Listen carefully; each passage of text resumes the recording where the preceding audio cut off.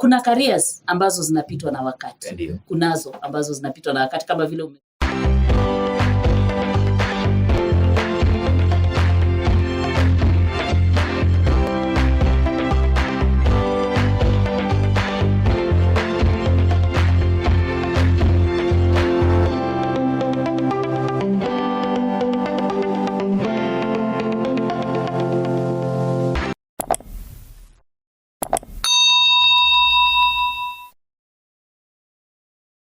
Welcome back again, Madam Joyce Mghoi. And by the way, you look smart. Thank you. Karibu sana. Thank you. Wewe ni mzazi, shule zimefunguliwa. Mimi ni mzazi, shule zimefunguliwa na kuambia sasa wazazi wanaenda mbio. Lakini it is okay. Mungu yuko. Mungu yuko. Madam Joyce Mghoi, when I approached you with this topic, ilikuwa mimi ilinihit. Kwa nini ilikuhit hii topic? Ilinihit because I have friends. You have friends? I have friends and people who we chased kitambo ni yule mtu ungepea mail wale watu wakupea barua wakipeleka mahali. You know, they were there. Lakini sasa hii kuna watu wakupewa barua waende mahali. I specialized in that. Madam Joyce Mghoi, career extinct. Yes. What about career zinapotea, by the way?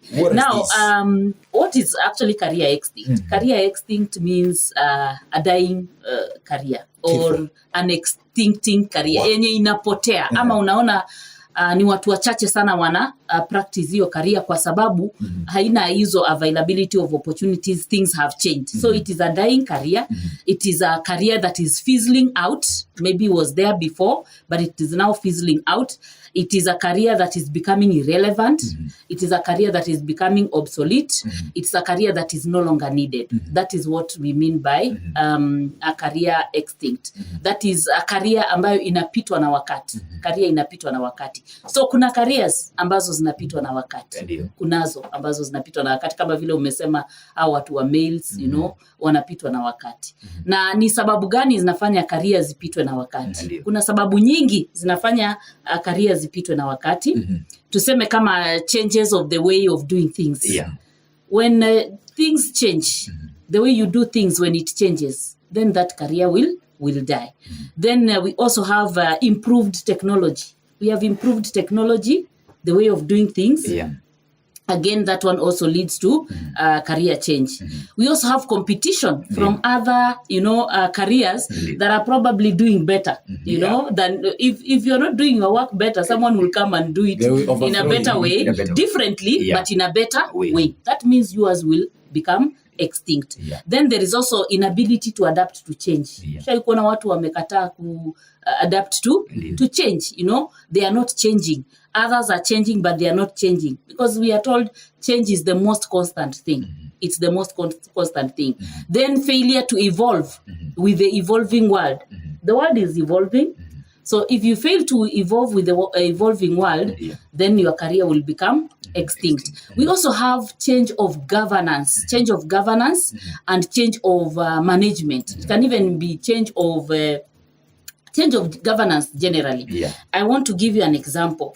Like before the coming of colonialists and missionaries, especially here in Kenya, we had some careers that were very lucrative. That if you are coming from that career, if your parents are practicing that career, then your family is well off. Like you know, the people who are involved in craft, the people who are involved in things to do with making things, you know, maybe making things of iron, you know, making are they DOs or DCs? This is before the DCs came. That was way before the missionaries and before the colonialists. We had even wakutengeneza nyungu, you know, the potters and so on. Then we also had hunters, you know. We also had real people like medicine men. We had traditional healers. We had seers. We had people like rainmakers, you know. we had birth attendants. We had women that were birth attendants.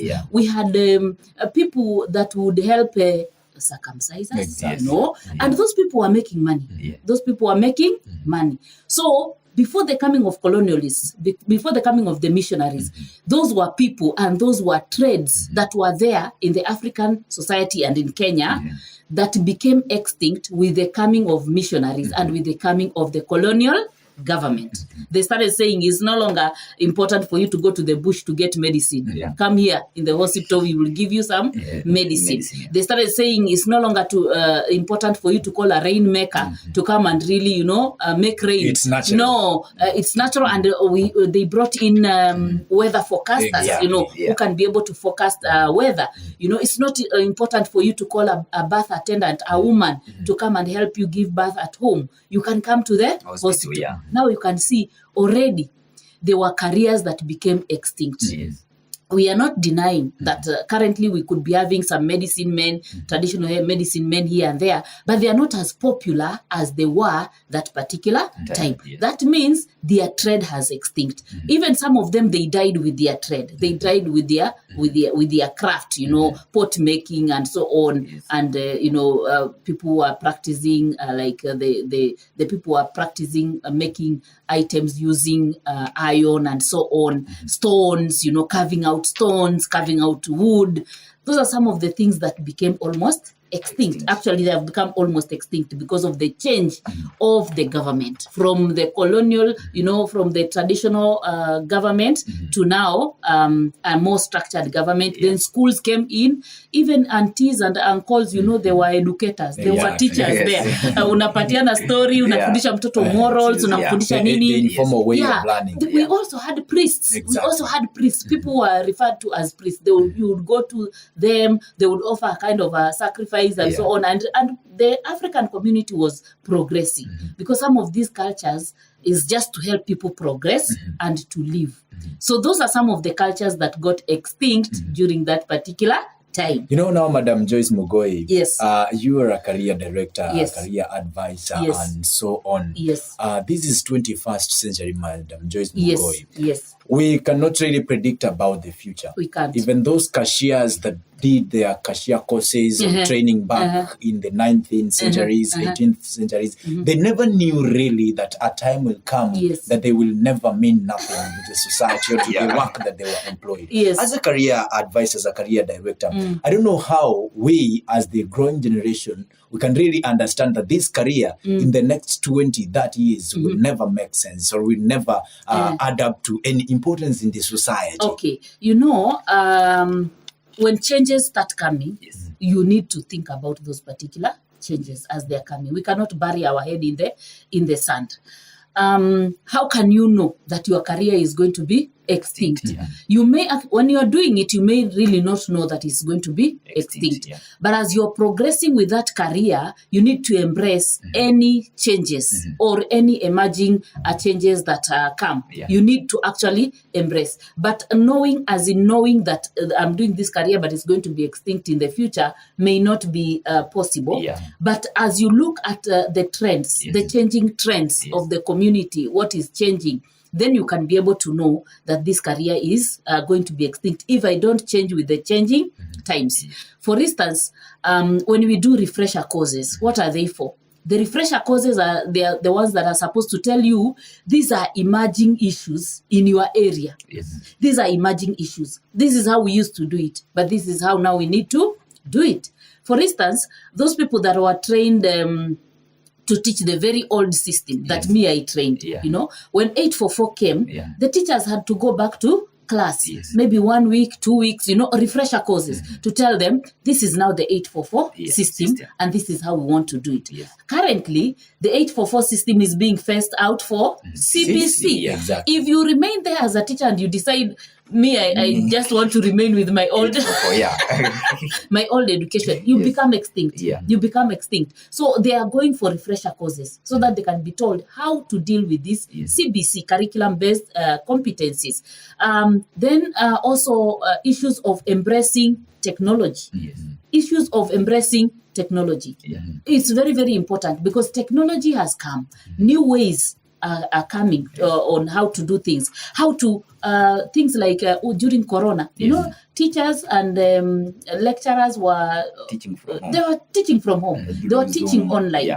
That is not something that was there before, So if you refuse, if you say, me, I don't know how to use this technology, and so I want to remain like this, your job is gone. And it may not be gone as in you are told you will not be there. You fail to become relevant. Slowly by slowly, you fail to become relevant. So you are left out, So you need to retrain.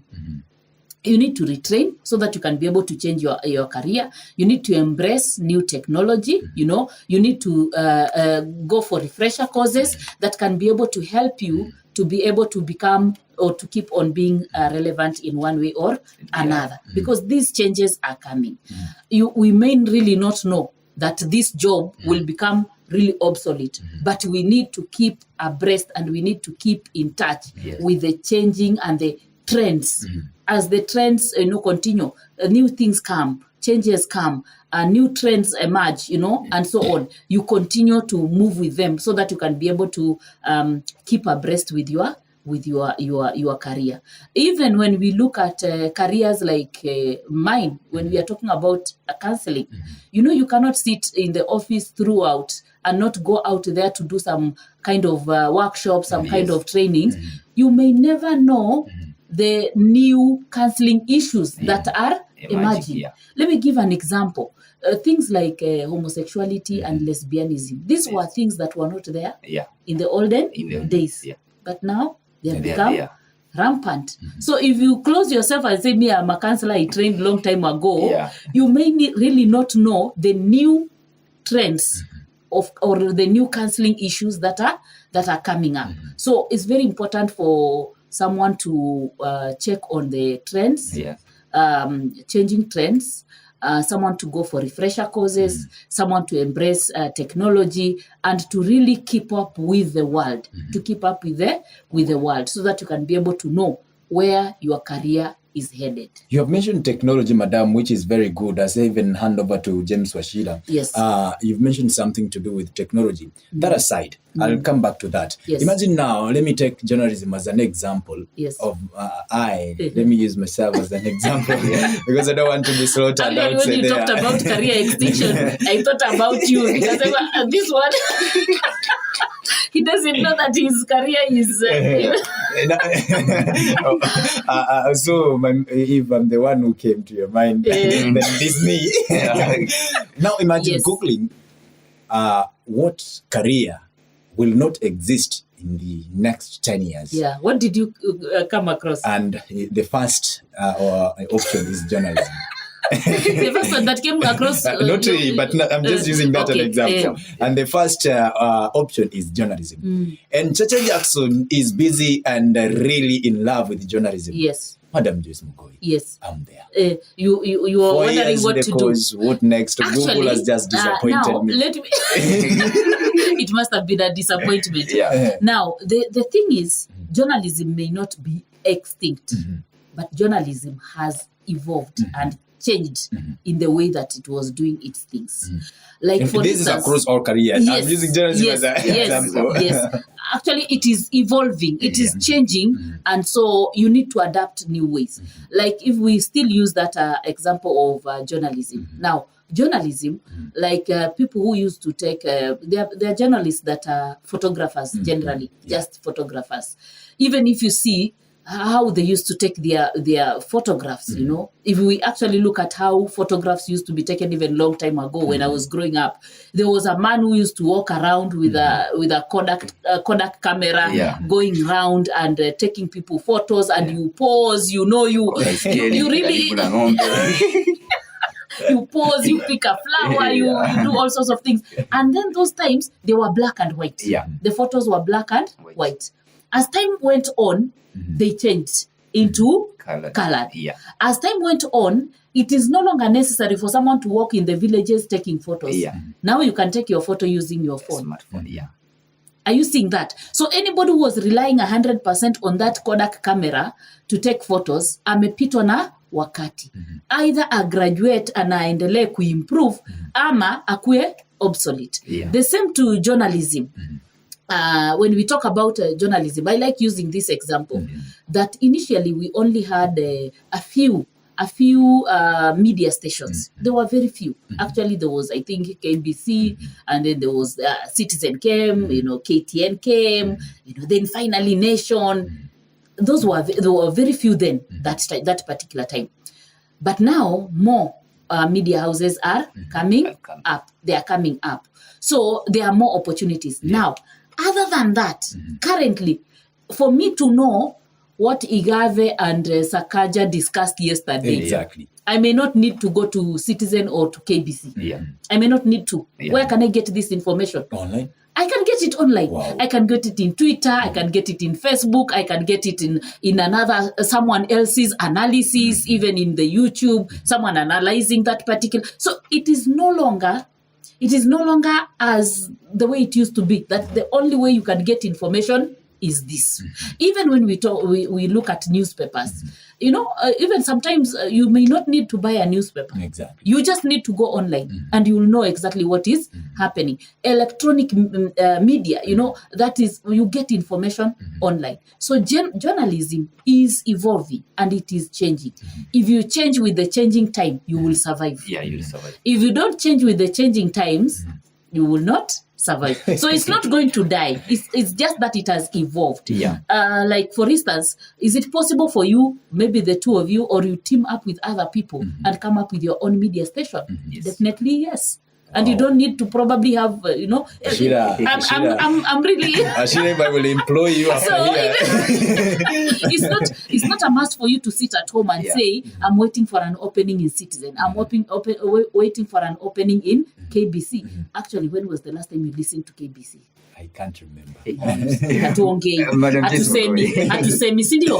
But that is a station for the government. It may not die. But if it was not for the government, we may not be having it. You get, because of evolving.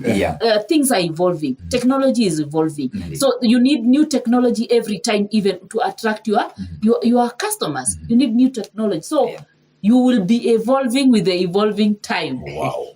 Madam Joyce Mghoi, niko pale nje mimi. Yes. Kuna kazi kama cashiers and tellers wenye wanafanyanga hesabu pale sana kwa supermarkets, hivyo banks, lakini kumekuja computers. Yes. So it means the number of employees lazima ita reduce. Na mimi niko hapa nimefanya form 4, ACC nimepita, and I need to do that. Yes. What will I do? Itafika mwisho tu. Itafika mwisho. For sure itafika mwisho. Because if you don't change with the changing time, itafika mwisho. So if it was manual then, it was manual, doing it in a manual way. Now, it is being done by computers and so on. Why don't you embrace doing it using computers? Then you may stand a chance of retaining your job. If you become someone who is able to maintain maybe even the machines, or even to be able to check the better way of doing those particular cashier and so on. But definitely the people will be reduced, will be employed there will be reduced. There will be less than they ever were. Let's take an example of the tellers. Yes. Nowadays, you rarely find lines in the bank. And let me tell you, you people, you have come in a good generation. Because when I was... Honestly, there was a time we used to queue in the bank. You queue and queue and queue. Line imeenda ikaenda hata inatoka nje. People are queuing to be able to withdraw money from the bank. And it was really chaotic. Currently, you can go to the bank and you find the people that are there are either people probably depositing huge sums of money or withdrawing huge sums of money or needing a transaction here and there. But the bank halls are empty.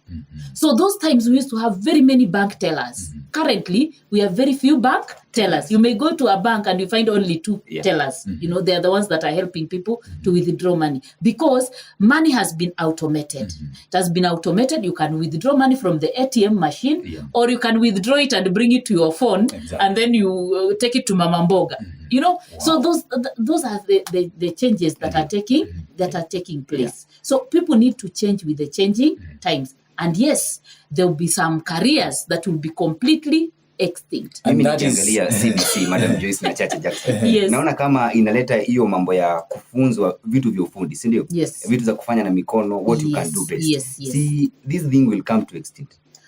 Things that you can be able to do with your hands. Yeah. You know, every community and every organization trains for a particular reason and for a particular purpose. Yes. For a particular reason and for a particular purpose. And according to need. Yeah. Actually, that is how we are supposed to have. Yes. According to need. As that comes out, madam. Hapo.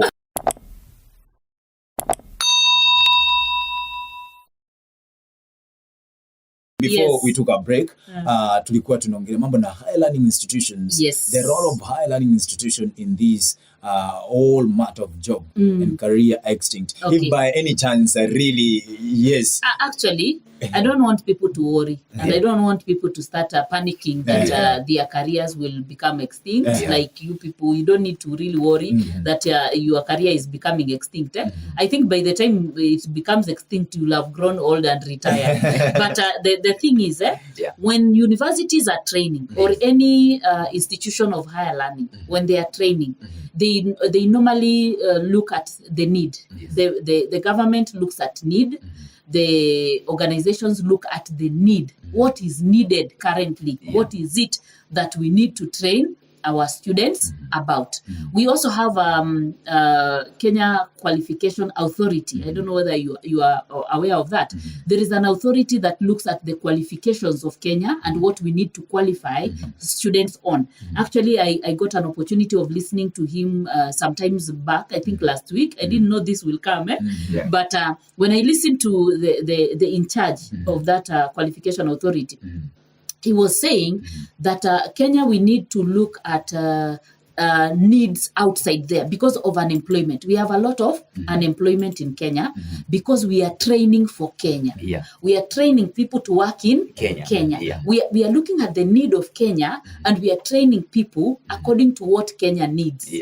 Now, already, whatever Kenya needs, we have overflooded the nation. We have overflooded the nation with the qualifications that are needed to work in Kenya. So what he was saying is we need to go out there. We need to go out there as the government, not as institutions, but we need to go out there and train for people out there. Train for Dubai, train for Saudi Arabia, train for UK, Germany. Train for Canada, train for Germany. We go there and we ask the Germans, you need labor. You need labor. What labor do you need? What do you want us to train them on? So when we are training people, we are training them for the UK market. We are training them for the US market. We are training them for the German market. But we need to talk with them and know exactly what they need. Because for us here in Kenya, we are training for Kenya. And already we have overtrained. There are so many people and that's why we have unemployment in Kenya. So we need to think of training out there. So the higher educations and higher institutions that are training, they always look at need. What is needed? Actually, that's why you find universities and institutions, they keep on introducing new courses every now and then. You can find there was a course that was not there in an institution, it has been introduced. What is informing this need? It is the demands in the society. So the society informs institutions on what to train and who to train. That is why currently the government really wants people to do plumbing, electronics, and those kinds of things. Why? Because they have realized there is a need. There is a need for that. So that's what the government is doing. So people should not worry that whatever is being trained in the university is required and it is needed. Only that probably we need to think more because of the unemployment in the country and train for those organizations outside the international market, so that we can train for them, so that, because you will find again sometimes what we train here may not be hand in hand with that. So some of our people, when they go outside the country, they have to retrain. They have to retrain to be able to do that kind of a job. So let's not worry. Institutions, higher institutions, they train according to need. Right. Tumezungumza mambo na cashiers tukasema kwamba maybe itakuwa extinct pale. Are there other examples of jobs zenye zinaonekana kama zitakuwa extinct?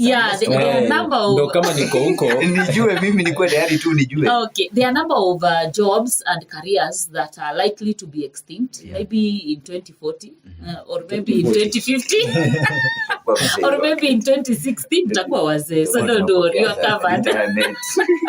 So anyway, things like photography, I think I had mentioned before. A long time ago, we used to have people walking around in the villages taking photos. It's no longer marketable then. And when people were taking photos that time, we used to keep things that we are calling albums. Mkona album, by the way. Aki amuna mkona album. Nikikuja kwako unaweza nipatia picha niende through nione the nini. Zako ziko kwa laptop. So you see, we used to have those kinds of people, like photographers. Those are things that have kind of evolved. They have evolved because we still have studios in some places. Like even here in Dagani, we have some studios, you know, and you can go there and take a photo, a nice photo for a purpose. Then we have things like manual tea pickers. You remember there was a time when tea pickers were protesting and saying their jobs are being taken by machines because machines were being brought to be able to pick what?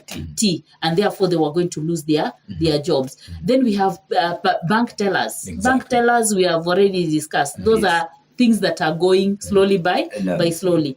And they'll continue to go because even right now, we have evolved. Instead of using paper money, we are using mobile money. When was the last time you handled cash? I can't can you imagine? I just can't. I mean, it's really, you know. Hata fare unalipa na simu. Imagine, everything. Unalipa na simu, you know, hata mboga skuma ya 10 bob. Tunalipa na simu. So, when was the last time we really carried hard money? So, paper money, so Ndarugu that is making our money, you know, they need to be concerned also.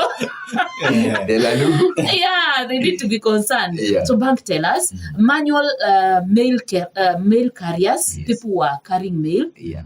Actually, our post office is almost collapsing. In Kenya, the post office corporation is almost collapsing. Why? Because it used to be kept active by letters. People used to send letters, write letters. They were normal, you know, the stamps, they will sell the stamps, they will post letters, they will carry them from one place to another. Currently, the letters that are remaining are probably success cards, a few success cards, and a few mails from bills. Organizations like Power Bills. Even Power Bills, they are stopping. They're actually stopping to send manual bills. Even water, they are stopping. They are when you go to register, actually they tell you leave your mobile phone here. We will be sending to you the bill through the mobile. So mail carriers actually, and they are closing. The post office had so many employers. It had so many employees, but now we have very few employees there. So those are extincting careers that are going extinct. We also have broadcasters from main stations. Nowadays, you can broadcast from anywhere. You've had people have started their TVs. So and so has a TV show. So and so has a podcast. So and so has this and that. So the streamlined media stations, you know, they are losing their relevance slowly by slowly. Then we have librarians and librarians. You know, librarians. Surely, I don't know what's going to happen.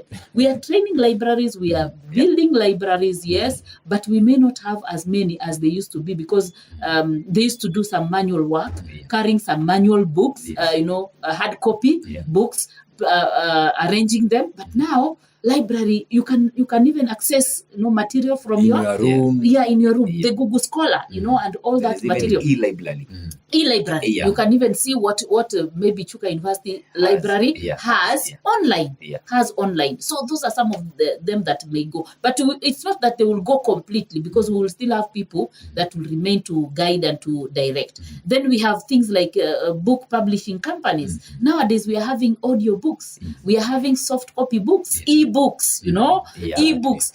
We're having e-newspapers, you know, electronic prints and so on. So even that one, if you are working in a publishing company, you probably need to get concerned because some of those things may be going. Supermarket cashiers, we have talked about, you know, and supermarket cashiers have been affected by by e-platforms, e-platforms like Kilimall, e-platforms like Jumia, e-platforms like Amazon. You don't even need to go to the supermarket. You only need to go to Kilimall, select what you want, and they'll bring it to your doorstep. So do you need to be there? Office cleaners and tea girls. Those are some of the careers that may evolve. They may evolve and they may become extinct. Why? Because from the time of COVID-19, a number of offices were closed and people were working from home. So if you're working from home, do you need a tea girl in your house? Really. No, you may not really need. Physical teaching. We mentioned that people have started teaching online, and this may be embraced. We are still resisting because we old guard are still there. So we are still resisting this online. We are not feeling it. We want to teach a student when we can see that student, when we can see, physical is good. Physical. So physical is good. Physical is good. You are in my age. So we are still resisting. We want the physical one. Then paper money maker, I've talked about that. Paper money maker, we may not really need that. We also have maps, physical maps. We have physical maps. People are making physical maps, hard copy maps. If you are a tourist, you carry a map and you are studying it. Now, do you need that? No, we have Google Maps. We have digital maps. People like clerks, that were doing documentation and filing of documents. Clerks. These ones may be extinct. Ipo shida. Kwa sababu, this clerk was doing manual, taking papers, filing them, taking documents and filing them. Currently, we are having the computers, or the information may be stored in the computer. You don't need someone to file that information. We also had people like data entry people. People will key in data. People will collect the data, then key it in. Now, you may not need that. Because people are going electronic, and therefore they may not really need. Like now, I was thinking about how people used to vote before. Elections are coming. How people used to vote before. Before it was mulolongo. Lazima ukuwe na mtu wa kuhesabu. It was also, that it was a bit manual. So therefore, you needed more people to do the work. Currently, actually, and I think in future, we will be voting online. Itakuwa system itabadilika. Yes. As even the system we'll be voting online. As even the system inabadilika, Madam Joyce Mghoi, because I can see our time is not really on our side. And sometimes the job itself in haiwezi kuwa extinct, haiwezi isha. But now you bring some other new thing, like new way of doing it. The robotic system. Your last word, Madam Joyce, as a career advisor, as a career counselor. Now, my last one is that, let me just finish with drivers also may become extinct because we are now having automated drivers. We are having automated vehicles coming in. Wow. We are having automated, even pilots, we are having autopilot. Right. We may not need all those petrol station attendants. We may also go automation, and therefore we may not need some of those people. My last word is, let's not panic. The institutions train for a need.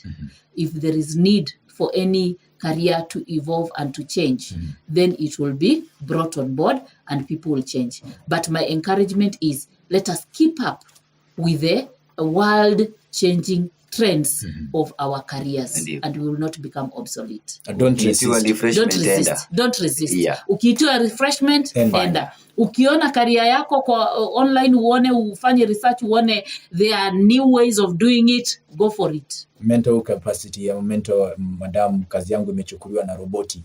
Kazi yangu imechukuliwa na computer. Robots, artificial intelligence actually, because the artificial intelligence is what has come. We have new jobs like robotic maintenance, so you can go for that. Engineering in artificial intelligence, data analysis. Now you analyze the data and make meaning for it. Cyber security and cyber experts, we need those people. Virtual reality designers, we need those people. So just evolve with the evolving time. Haya, amesema Madam Joyce Mghoi, lakini swala zima la mimi nasikia ni kama kazi yangu imechukuliwa na roboti Madam Joyce, au imechukuliwa na other development. Akili haiko sawa. Stress ndo hizo. Depression kameingia. That's why we are saying you should not be stressed mentally. You just evolve with the evolving time. Usikue adamant, usikue rigid, usiseme mimi I trained, this is what I want to do. Just change with the changing times and you'll be happy. Utakuwa sawa msikilizaji. Akiondoka ni Madam Joyce Mghoi, zikikatika ni dakika 56. Nasema ni asante sana Madam Joyce Mghoi. Thank you for creating time for breakfast crew. Thank you. And we are very hoping